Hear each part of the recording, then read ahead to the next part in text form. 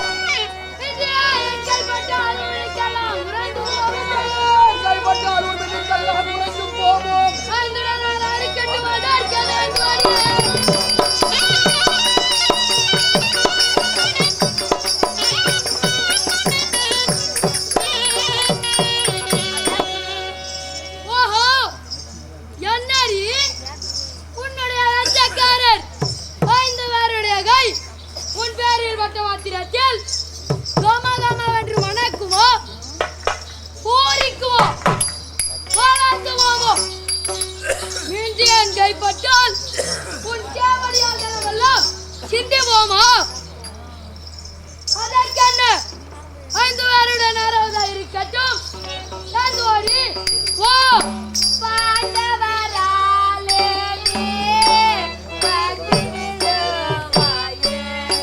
பாவமிடு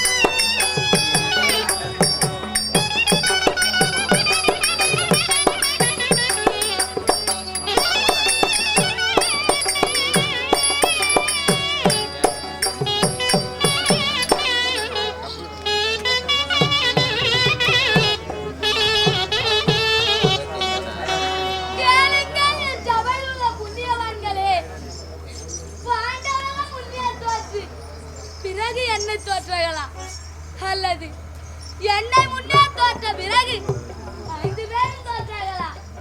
இதிலே கண்ணில் கண்டதை நியாயமாய் பேச வேண்டும் பெரியவர்களே.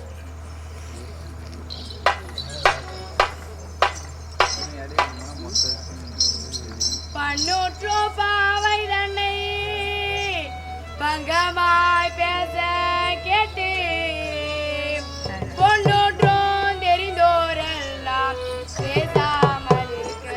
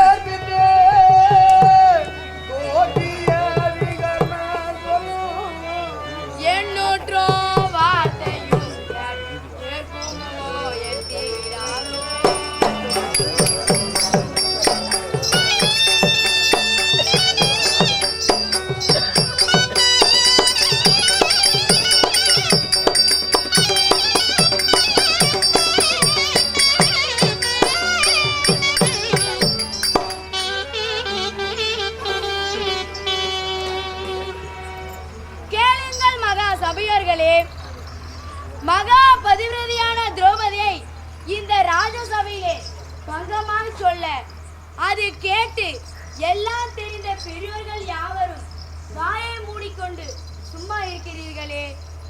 99 பேருக்கு பின்னே பிறந்த விகர்ணன் ஆகிய ஒரு சிறு பிள்ளையான நான் சொல்லும் வார்த்தை உங்கள் செவிக்கு ஏற்குமா? ஏற்காது. ஆகிலும் சொல்லுகிறேன், கேளுங்கள். 5 பேர் நமக்கோமானோ அனைவர்க்கும் இல்லையாமானோ இச்சொல் சேர் மனையால் அன்பம் எல்லாருக்கும் உண்டு கண்ணா.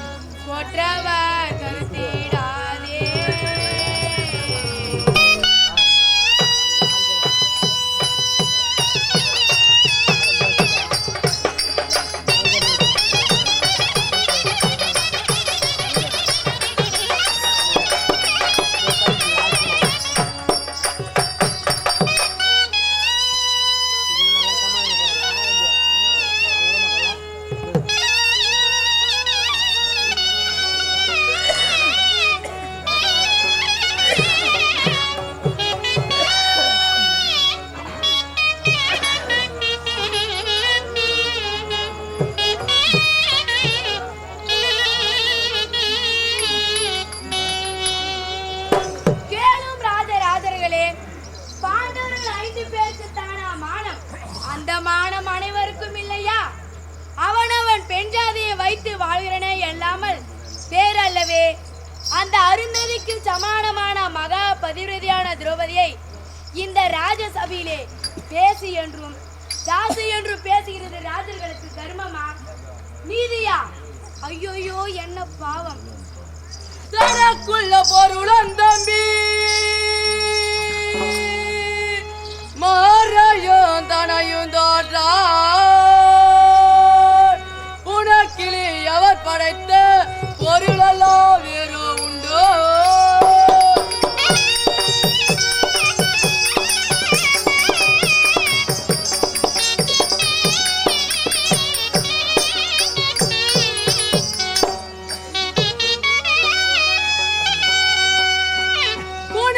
ஓர் மரத்தை நாடி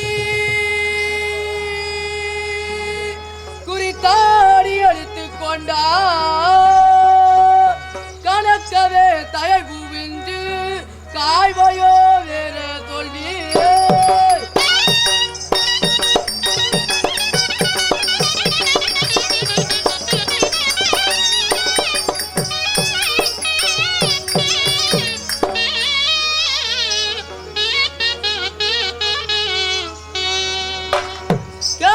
சபையில் வந்திருக்கும் உரியவர்களாகிய பெரியோர்களே, அனைத்தையும் தோற்று தம்பி மாறியில் தோற்று போனால் இந்த திரௌபதி அவர்களுக்கு உடன்பட்ட பொருள் அல்லாமல் மற்றபடிக்கு வேறுண்டோ? நல்லது, ஒரு மரத்தை குறித்து சூதாடி அளித்துக் கொண்டால் அதில் தலை வேறு, பூ வேறு, பிஞ்சி வேறு, காய் வேறு, கனி வேறா? சபாஷ், நன்றாக சொன்னீர். தடை கஞ்சா பாம்பு கோரான இல்லை, சாந்தமில்லா மூர்க்கருக்கோ தருமமில்லை. மடை கஞ்சா வெள்ள மதை மறுப்பார் இல்லை, மனம் போன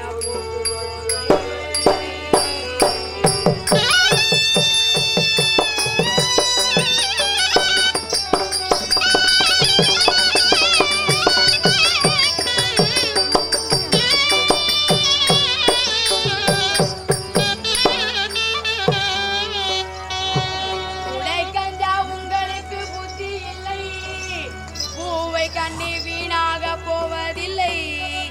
சடை கஞ்சா குடியரை போல் சேர்ந்திருந்த சமஸ்தானத்தை கெடுக்க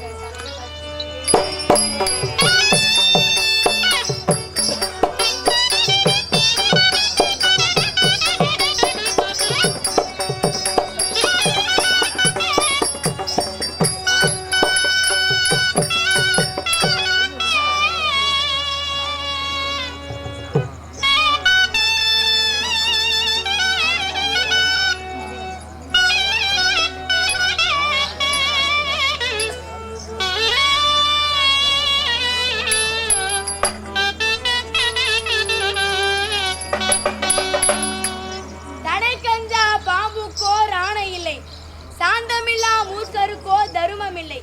அலைகடந்த வெள்ளம் அதை தடுப்பார் இல்லை, மனம் போன போக்கருக்கோ வழியே இல்லை. பழி கஞ்சா உங்களுக்கு புத்தி இல்லை, இந்த பதிவிரதை கண்ணீர் பழுதாக போவதில்லை. கஞ்சா குடியரை போல் நீங்கள் இரண்டொருவர் சேர்ந்து இந்த சமஸ்தானத்தை கெடுக்க தலைப்பட்டீரே. பேஷ். வணக்கம்ண்ணா. வணக்கமா. இச்சபையில் உள்ள எவரும் வாய் திறக்கவில்லை. உனக்கு என்ன நியாயம் தெரியும்? அண்ணா, இதெல்லாம் செய்யறது தர்மம்.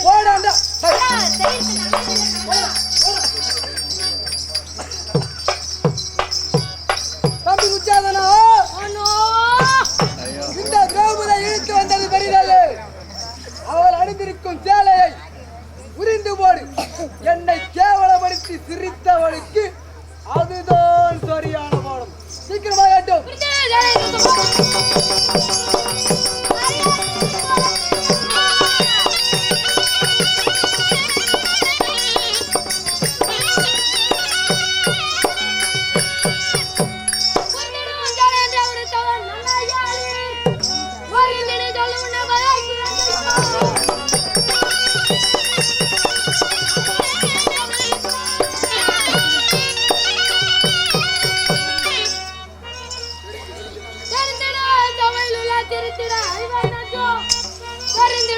Come